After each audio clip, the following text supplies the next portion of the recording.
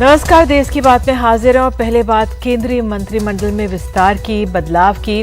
आज केंद्रीय कैबिनेट में अहम फेरबदल हुआ है, जिसके तहत किरण रिजिजू से कानून मंत्रालय लेकर भू विज्ञान मंत्रालय यानी अर्थ साइंसेज मंत्रालय उनको दिया गया। अर्जुन मेघवाल को किरण रिजिजू के स्थान पर उनके मौजूदा विभागों के अलावा कानून और न्याय मंत्रालय में राज्य मंत्री के रूप में स्वतंत्र प्रभार सौंपा गया। किरण रिजिजू अरुणाचल प्रदेश से आते हैं। पिछले दिनों रिटायर्ड जजों पर टिप्पणी को लेकर चर्चा में रहे। इन्होंने कॉलेजियम सिस्टम को लेकर भी कहा था कि देश में कोई किसी को चेतावनी नहीं दे सकता। बहरहाल अर्जुन मेघवाल राजस्थान से आते हैं और इसी साल यहाँ विधानसभा चुनाव भी होने। प्रोफेसर एसपी बघेल को राज्य मंत्री कानून और न्याय मंत्रालय में राज्य मंत्री का अब उनको स्वास्थ्य एवं परिवार कल्याण मंत्रालय दिया गया है। तो जो ये तमाम बदलाव हुए हैं, इस पर बात करने के लिए हमारे साथ हमारे सहयोगी अखिलेश शर्मा स्टूडियो में मौजूद हैं। अखिलेश हमारे साथ हैं और बहुत बहुत धन्यवाद अखिलेश। और मैं आपसे पहले समझना चाहूंगी, एक बहुत बड़ा सवाल है कि इतने बड़े मंत्रालय में फेरबदल क्यों, कानून मंत्री का क्यों बदलाव किया गया इस मंत्रालय? देखिए, जैसा आपने खुद निधि बताया है दर्शकों को कि एक के बाद एक कई विवाद जो है वो किरण रिजिजू के साथ जुड़े रहे हैं। जिस तरह से न्यायपालिका से वो दो हाथ करते हुए दिखाई दिए, इससे न्यायपालिका और कार्यपालिका के बीच टकराव का संदेश गया और जाहिर सी बात है कि ये संदेश जो है किसी भी दृष्टि से अच्छा नहीं माना जाता है। तो इसलिए चुनावी वर्ष में इस तरह का जोखिम मोल देना और इस तरह की छवि के व्यक्ति को इस तरह का महत्वपूर्ण मंत्रालय देना, मुझे लगता है कि पीएम मोदी ने सोचा होगा कि इस विवाद को अब खत्म किया जाए और कहीं भी किसी तरह से संदेश नहीं जाना चाहिए। वो चाहे जजों की नियुक्ति का मुद्दा हो या फिर कुछ रिटायर्ड जजों को लेकर उनकी टिप्पणियां हो, इस तरह के लगातार जो उनके बयान आते रहे हैं, सुप्रीम कोर्ट को यह सलाह देना कि आप जमानत के मामलों पर सुनवाई क्यों करते हैं, आपको तो संविधान से जुड़े मामलों पर सुनवाई करनी चाहिए। तो ये सारी बातें जो है खटकी हैं और शायद यही कारण रहा है कि ये एक के बाद एक पाइलअप होता गया और उसके बाद अब ये फैसला किया गया कि इन्हें हटा दिया जाए। देखिए, जिस तरह से हटाया है आनंद फानन में, कल शाम को एक पीएम मोदी के साथ बड़ी बैठक हुई जिसमें कई वरिष्ठ मंत्री मौजूद थे। सूत्र बता रहे हैं कि किरण रिजिजू भी उस बैठक में थे, लेकिन उस बैठक से जब वो आए हैं उन्हें कहीं भी इस बात का आभास नहीं था कि उनके साथ अगले 24 घंटों में ये होने जा रहा है। और जिस तरह से हटाया गया निधि, आखिरी बात की अर्थ साइंसेज मिनिस्ट्री देना, वो भी अपने आप में दिखाता है कि ऐसा मंत्रालय जिसके बारे में ज्यादा लोग नहीं जानते कि वो क्या काम करता है। दूसरी बात ये कि उसको हमेशा साइंस और टेक्नोलॉजी मिनिस्ट्री के साथ अटैच करके रखा जाता है। तो ऐसे में उनको एक ऐसा मंत्रालय देना, यह भी अपने आप एक बड़ा संदेश है। अब रिजिजू, आपने जिस तरह से बताया बैठक में थे और उनको आभास नहीं हुआ होगा, क्योंकि जब अमूमन कोई मंत्रालय किसी और मंत्रालय कोई और मंत्री आता है तो दोनों साथ नजर आते हैं, लेकिन किरण रिजिजू नहीं थे। ये इसको कैसे देखें? देखिए, ये एक शिष्टाचार की बात होती है। जब भी कोई नया मंत्री अपना कार्यभार संभालता है तो जो पुराने मंत्री होते हैं वो कार्यभार संभालते वक्त जो है वो होते हैं मौजूद, ताकि संदेश जाए कि एक से दूसरी जगह ट्रांजिशन हो रहा है। हालांकि ये जरूरी है कि आज अर्जुन राम मेघवाल जो है वो उनसे मिलने के लिए घर पर गए थे, लेकिन जब उन्होंने अपना कामकाज संभाला तब किरण रिजिजू वहां मौजूद नहीं थे। और जैसा मैंने कहा कि कई सारे सवाल इसको लेकर के खड़े हो रहे हैं। यह भी सवाल है कि इतिहास में, भारत के इतिहास में संभवतः ये पहली बार है कि जब कानून और न्याय मंत्रालय किसी कैबिनेट रैंक के मंत्री के पास नहीं है। बाबा साहब अम्बेडकर से लेकर के किरण रिजिजू तक सारे कैबिनेट मंत्रियों के पास रहा, लेकिन एक राज्य मंत्री को स्वतंत्र प्रभार देकर के उन्हें इतना महत्वपूर्ण मंत्रालय देना, यह भी अपने आप में एक बड़ा चौंकाने वाला फैसला। यही मैं आपसे अगला सवाल पूछने वाली थी कि जो हमारे देश के जो कानून मंत्री, अगर उनका कैबिनेट दर्जा नहीं है, इसका क्या असर होगा, क्या मायने? देखिए, वैसे तो कैबिनेट की बैठक में राज्य मंत्री स्वतंत्र प्रभार को भी बुलाया जाता है जब उनसे संबंधित कोई विषय हो या किसी अन्य महत्वपूर्ण विषय पर उनकी राय लेनी हो या उनकी मौजूदगी जरूरी हो। लेकिन कैबिनेट मंत्री जो होता है वो हमेशा ही कैबिनेट की बैठक में होता है।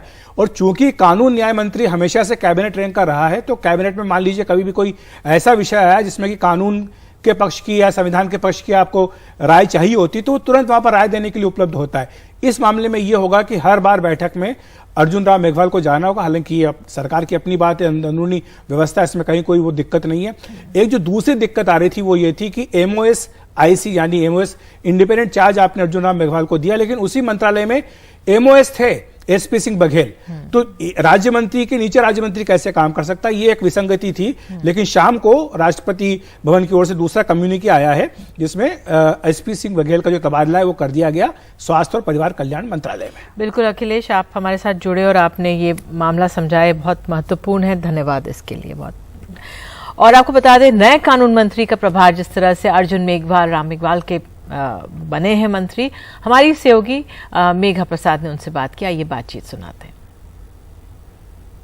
Mr. Meghwal, congratulations on the new appointments, the new big job that you've been given, and thank you for speaking to NDTV.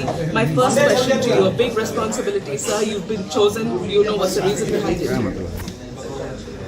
देखिए, सबसे पहले तो मैं प्रधानमंत्री जी का आभार प्रकट करता हूँ जी कि उन्होंने मेरे पे विश्वास प्रकट किया। जी बाकी जैसे आपने कहा, हर नया दायित्व जो है वो चुनौतीपूर्ण ही होता है जी और ये मान के चलना कि संविधान हमें सब कुछ सीख देता है, उसके अनुसार ही काम करेंगे हम।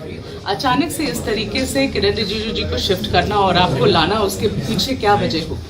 मैंने कहा ना, ये मेरा काम है ही नहीं।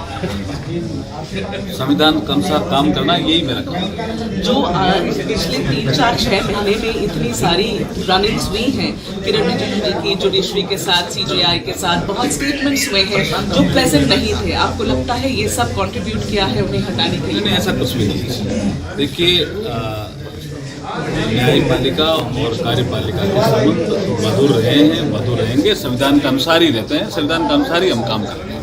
आपकी प्रधानमंत्री जी से सीमाएं तय कर रखी है संविधान ने। जी, आपके प्रधानमंत्री जी अभी हम आज सुबह जब इंटरनेशनल म्यूजियम का जो एक्सपो था उसमें साथ ही थे। उन्होंने कुछ कहा आपको ये जिम्मेदारी देने के लिए? वो हमारा इंटरनल मामला है। तो सर, आपके ऊपर क्या जिम्मेदारी है, क्योंकि रिजिजू जी के साथ जितनी चीजें हुई है, क्या उसको सेटल मैंने करना आपको बताया आपका नहीं कि संविधान के अनुसार काम करना हमारी ड्यूटी है, उसके अनुसार ही। फाइनली राजस्थान ये फाइनली है, ये फाइनली है। राजस्थान इज गोइंग कोई इसका विषय नहीं आपको लाना, है, कोई इसके साथ कोई संबंध नहीं, कोई ताल्लुकात नहीं। हाँ, कोई संबंध नहीं। Thank you sir. और देश की बात अब कर्नाटक की करते हैं। आखिरकार कर्नाटक के मुख्यमंत्री के नाम का आज ऐलान हो ही गया। 4 दिन से ज्यादा तक चली बैठकों मशक्कत के बाद जो फॉर्मूला जिस पर मुहर लगी वो था कि मुख्यमंत्री सिद्धरामैया और डीके शिवकुमार उप मुख्यमंत्री। सोनिया गांधी के दखल और आश्वासन के बाद शिवकुमार तैयार हुए, तो डीके शिवकुमार अकेले उप मुख्यमंत्री होंगे। कुछ महत्वपूर्ण मंत्रालय अब उनके सहयोगियों को दिए जाएंगे और इस पर वो माने हैं। तो आपको बता दें, लेकिन शिवकुमार के जो भाई हैं, अगर उनकी माने तो शिवकुमार माने तो उनके जो भाई जो थे वो खुश नहीं थे। उन्होंने एनडीटीवी से बातचीत में कहा कि मैं खुश नहीं हूं। क्या इसका असर पड़ेगा? बहरहाल आपको बता दें, शपथ ग्रहण समारोह शनिवार को दोपहर 12:30 बजे होगा और कैबिनेट में मंत्री भी शपथ लेंगे। महत्वपूर्ण यह है कि सरकार जो अपने वायदे जो उसने किए वो भी पूरा करें। आगे बढ़ने से पहले आपको ये बता दें कि विधायकों की बैठक होने वाली है शाम 7 बजे। अपने सहयोगी के पास भी चलेंगे, लेकिन पहले दिल्ली में हमारे सहयोगी सुनील प्रभु ने बात की है डीके शिवकुमार से। आइए बातचीत सुनाते हैं आपको।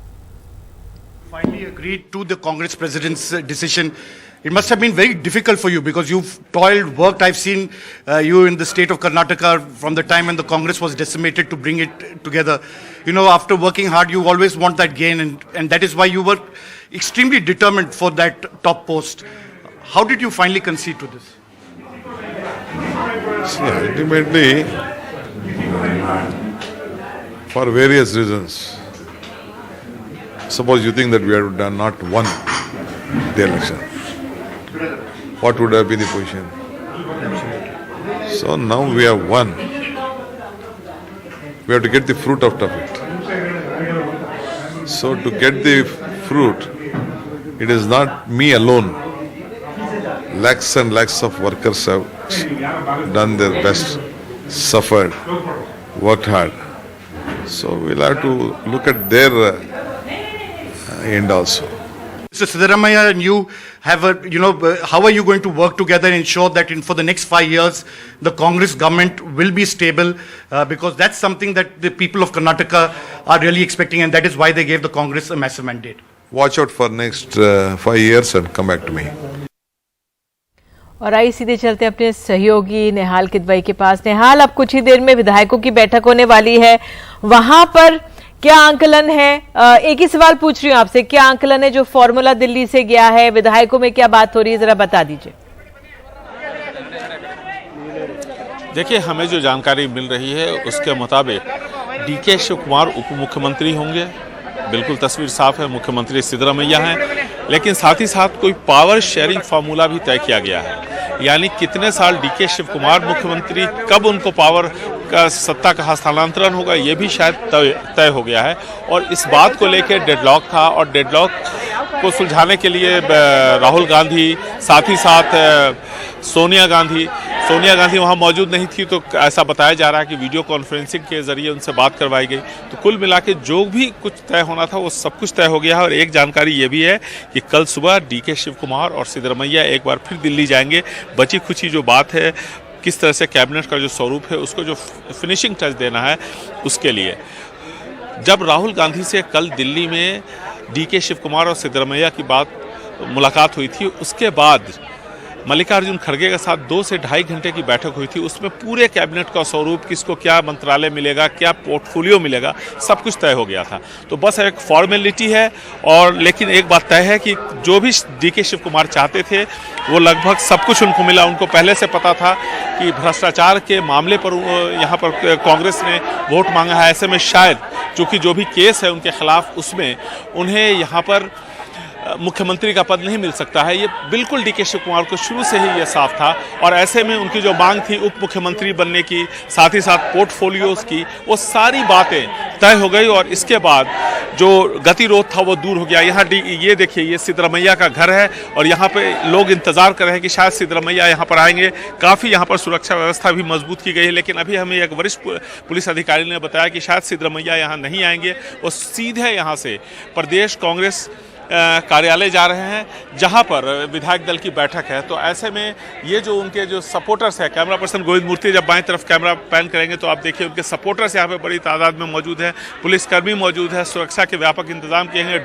डॉग स्क्वाड अभी आया था, जिसने पूरे यहाँ पर किस तरह से सुरक्षा के जो तामझाम है उसको चुस्त दुरुस्त करने के लिए डीसीपी अब से थोड़ी देर पहले खुद यहाँ पर मौजूद थे। तो काफ़ी उत्साह है लोगों में, जगह जगह होर्डिंग, पोस्टर्स सिद्धरमैया के, डीके शिव कुमार के, उनके समर्थकों के यहाँ पर लगे हुए हैं। बिल्कुल, बहुत बहुत धन्यवाद इस जानकारी के लिए निहाल। तो आप बनाए रखें नजर अपनी कर्नाटक पर। और आइए देश की बात में आगे बढ़ते हैं, बात करते हैं बिहार की। बिहार में नीतीश कुमार की सरकार को एक बड़ा झटका लगा है। सुप्रीम कोर्ट ने बिहार में जाति गणना पर अंतरिम रोक हटाने से नई बेंच का इनकार किया है। और सुप्रीम कोर्ट ने बिहार सरकार से कहा है कि पटना हाईकोर्ट में 3 जुलाई को होने वाली सुनवाई में अपना पक्ष रखें। सुप्रीम कोर्ट 14 जुलाई को करेगा इस पर सुनवाई। और ज्यादा जानकारी दे रहे हैं हमारे सहयोगी आशीष भार्गव।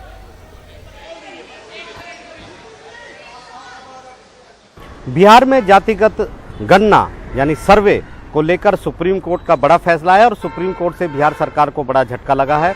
सुप्रीम कोर्ट ने सीधे जो जातीय गणना पर रोक पटना हाईकोर्ट ने लगाई थी उसको हटाने से इनकार कर दिया है और कहा है कि वो हाईकोर्ट के फैसले पर रोक नहीं लगा सकते।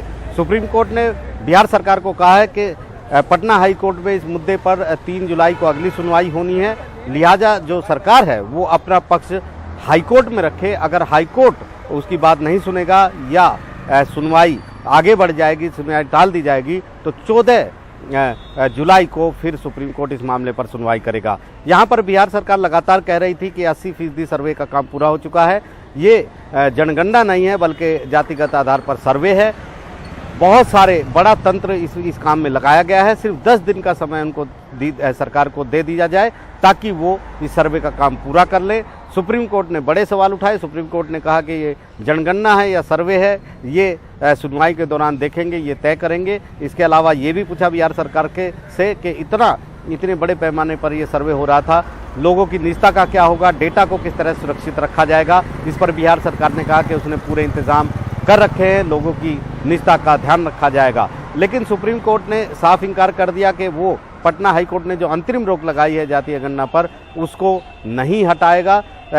याचिकाकर्ता यानी बिहार सरकार इस मुद्दे को लेकर पटना हाईकोर्ट के पास दोबारा जा सकती है। तो बड़ा ये मुद्दा था। बिहार सरकार बड़ी उम्मीद लेकर यहाँ पर आई थी क्योंकि पटना हाईकोर्ट ने एक अंतरिम आदेश जारी करते हुए बिहार सरकार को झटका दिया और जातीय गणना पर रोक लगा दी थी, अंतरिम रोक ये थी और 3 जुलाई के लिए मामले को की सुनवाई के लिए रखा था। हालांकि बिहार सरकार ने पटना हाईकोर्ट में अर्जी दाखिल करके जल्द सुनवाई की मांग की थी, लेकिन हाई कोर्ट ने उससे भी इनकार कर दिया। उसी को लेकर बिहार सरकार सुप्रीम कोर्ट पहुंची थी, लेकिन सुप्रीम कोर्ट से भी उसे राहत नहीं मिली है। तो सीधे तौर पर फिलहाल 3 जुलाई तक किसी भी सूरत में या पटना हाई कोर्ट के अगले आदेशों तक जो जाति आधार पर गणना होनी है बिहार में वो नहीं होगी। नई दिल्ली से आशीष भार्गव, एनडीटीवी इंडिया। और बात अब अपने किसानों की करते हैं। बेमौसम बरसात ने इस बार किसानों को खूब परेशान किया है। उत्पादन कम होने के साथ ही दाम भी कम मिल रहे हैं, किसानों की लागत भी नहीं निकल पा रही है। पानी लगने से रंगत और क्वालिटी दोनों पे असर पड़ा है और इस वजह से कहीं प्याज को नाली में फेंकने की तो कहीं मुफ्त में बांटने की तस्वीरें आ रही हैं। एक रिपोर्ट।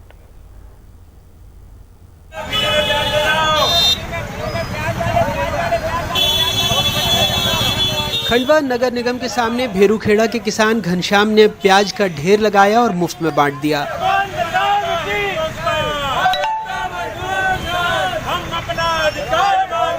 पहले घनश्याम मंडी ही पहुंचे थे, जहां प्याज 1 से 3 रुपए प्रति किलो बिक रही थी। घनश्याम का कहना है कि लागत ही लगभग 6 रुपए प्रति किलो है। मंडी में पड़े जो भी था 20-25 कट्टे यहाँ लेके हमने ऐसे बांट दिए, वो भी कैसे बांट देंगे, वहाँ मंडी में से बांट देंगे। कितनी लागत आती है इसमें? 1 एकड़ में 80,000-70,000 रुपये लागत है। और मिला कितना?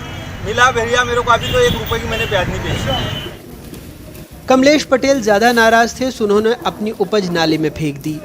प्याज तो बहुत बुरे तरीके से रोल आ रही है। क्या है कि उसको मंडी भी ले जाओ तो 1 रुपए किलो बिक रहे हैं, तो उससे अच्छा है कि खेतों में ही सड़ रही है। उसकी लागत 50 से 60 हज़ार रुपये है और वो भेड़ बकरी खा रही है उसको। बहुत ज़्यादा नुकसान है, यहीं बहुत ज़्यादा पड़ी है, जगह जगह ऐसे ही सड़ रही है, धूप खा रही है। कोई इलाज ही नहीं। मंडी ले जाएंगे तो वहाँ भी जाके 1 रुपए किलो में कुछ भी नहीं हाथ में आ रहा है।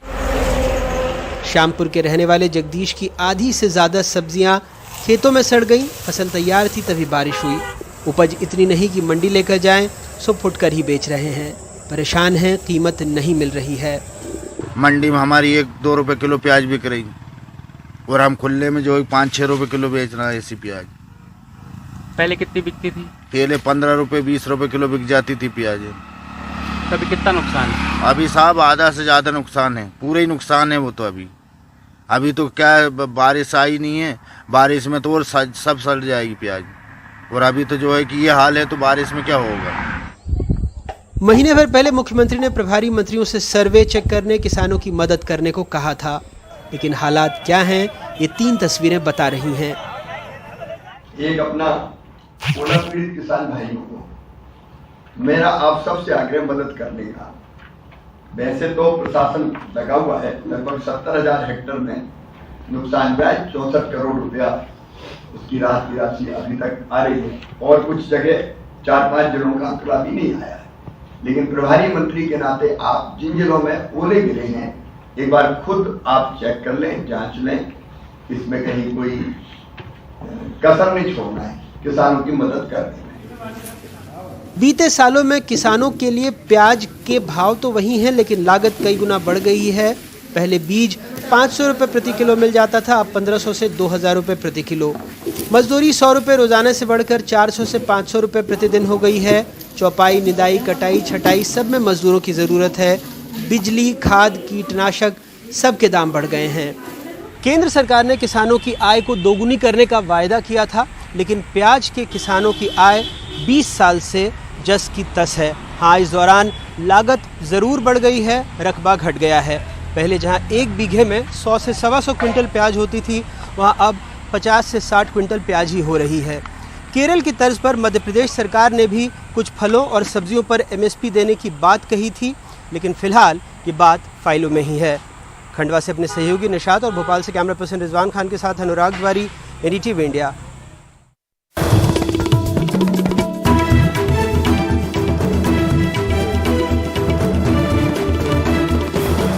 26/11 की जांच में जुटी एजेंसियों को बड़ी सफलता मिली है। मुंबई पर हुए आतंकी हमले के आरोपी और पाकिस्तानी मूल के कनाडा के कारोबारी तहव्वुर राना को भारत लाने का रास्ता खुल गया है। कैलिफोर्निया की एक अदालत ने उसके प्रत्यर्पण की मंजूरी दे दी है। वह 2008 के मुंबई हमले के आरोपियों में एक है।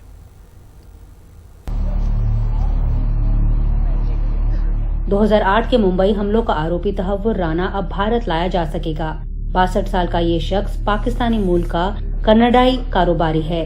उसने मुंबई हमलों से पहले रेकी के लिए भारत आए लश्कर के आतंकी डेविड कोलमैन हेडली की मदद की थी।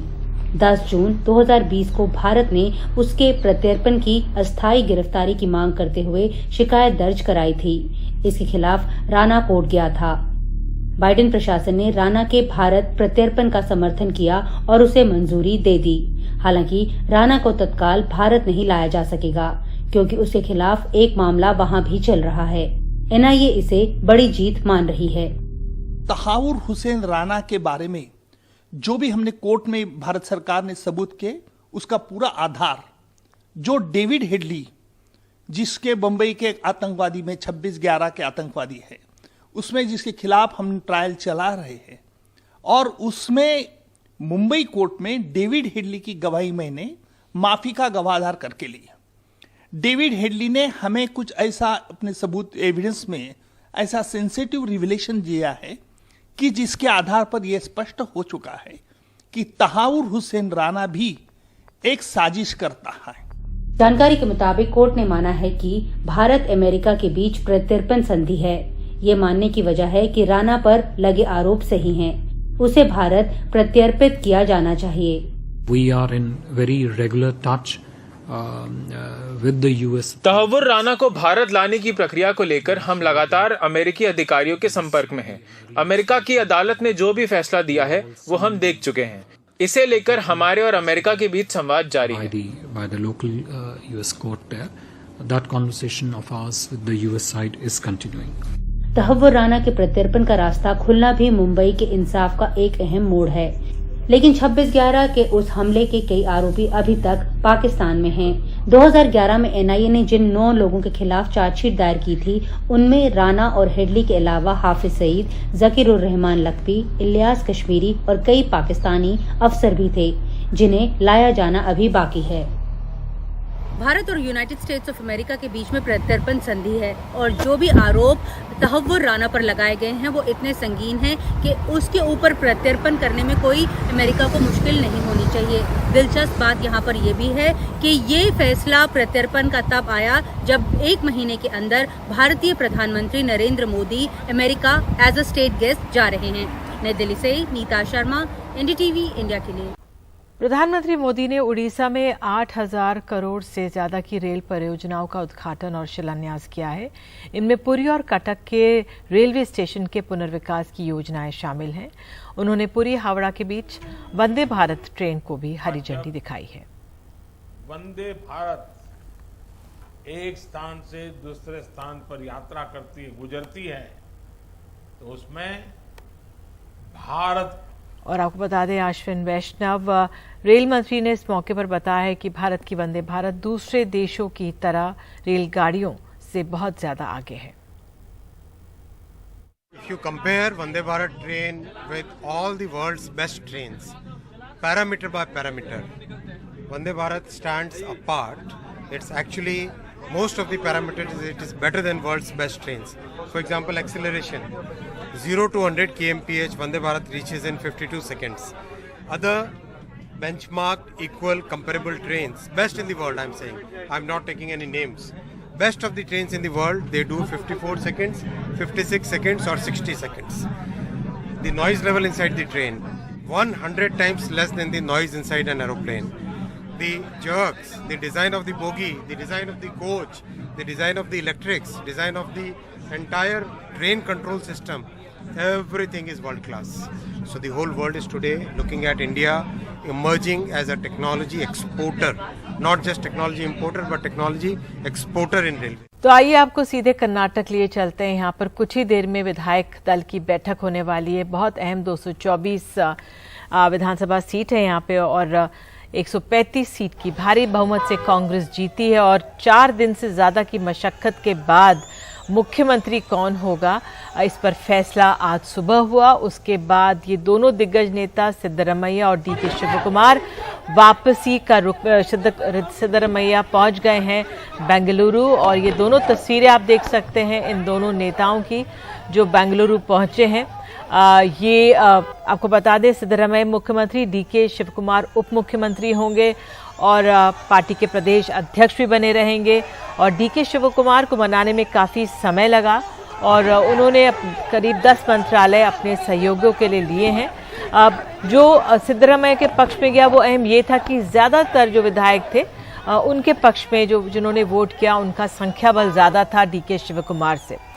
अब इस सरकार ने कई वायदे किए, देखना होगा जो ये नई सरकार बनने जा रही है कांग्रेस की, वो अपने वायदे कैसे पूरे करेगी। उससे भी ज़्यादा दिलचस्प, उससे पहले अब 20 तारीख को शपथ ग्रहण समारोह होने वाला है। कौन कौन मंत्रिमंडल में शामिल होगा और जिन लोगों ने, जिन समुदायों ने खुलकर वोट किया है इस सरकार के पक्ष में, उनको कैसे अकोमोडेट किया जाता है इस मंत्रिमंडल में, ये भी अहम होगा। हालांकि बताया जा रहा है कि 20 तारीख से पहले ये सब साफ हो जाएगा। इससे पहले अटकलें ये भी थी कि क्या एक और उप मुख्यमंत्री हो, लेकिन डीके शिव कुमार ने कहा कि नहीं, सिर्फ वे ही एक उप मुख्यमंत्री होंगे। बहरहाल तो मुहर लग गई है और अब नई सरकार के गठन की यहाँ पे तैयारियां हो रही हैं। और इन्हीं नई तस्वीरों के साथ देश की बात में इतना ही।